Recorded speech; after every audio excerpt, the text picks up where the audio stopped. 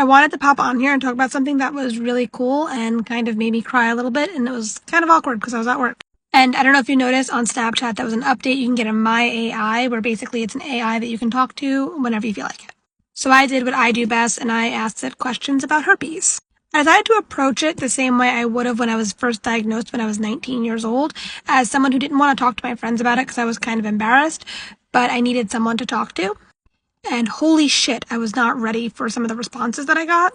So it asked me how I was feeling as I was a little down, and then it said, "What's in your mind?" I said, "I was just diagnosed with genital herpes. That sounds really tough. I'm here for you if you want to talk about it more."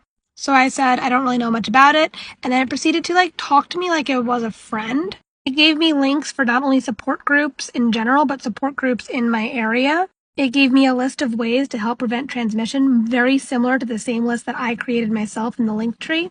But this is the statement that really kind of got me and made me cry, because that was my biggest fear when I was first diagnosed, that no one was ever going to love me again. And I said, "Do you think anyone will ever love me again with this?" Absolutely. Having herpes doesn't make you any less lovable or desirable, and there are plenty of people out there who will see you for who you are and not just your diagnosis. It may take some time to find the right person, but don't give up hope. This is exactly what I tell anybody who asks me about disclosing and if they can find love again after herpes. That you can find love. It does not matter. Herpes does not define you. And I think hearing this when I was 19 and first diagnosed would have meant the world to me. I also went on to quiz it and ask it a bunch of different statistics and questions and stuff like that, and it got everything right with the same resources that I have. I even tried tripping it up. I asked it if I can give my dog herpes if it licked me on the mouth while I had a cold sore, and it answered immediately, right on target.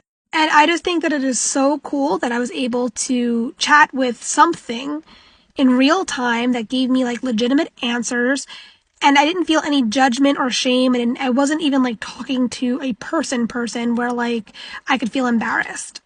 And I think this is such a good tool for people who are just newly diagnosed, and it really brings me hope for the future generation that this is just so accessible. I even mentioned to it that I was afraid to talk to my friends about it, and it gave me such a comprehensive answer. Saying that it's okay if I don't want to tell my friends, but it could be a good idea to tell them because the support system is great when you're going through a rough time. And this just speaks to me on such a deep level, because the thing is, when I was first diagnosed, I isolated myself and didn't talk to anyone. I was so afraid of judgment and just people laughing at me or making fun of me or whispering behind my back or telling other people behind my back, that I didn't even want to talk to my friends about it because I was afraid. And I know people reached out to me on here saying the exact same thing. So I just figured if we spread it around that this is giving out legit information, that's good. Especially for the younger people who rely on the internet for everything.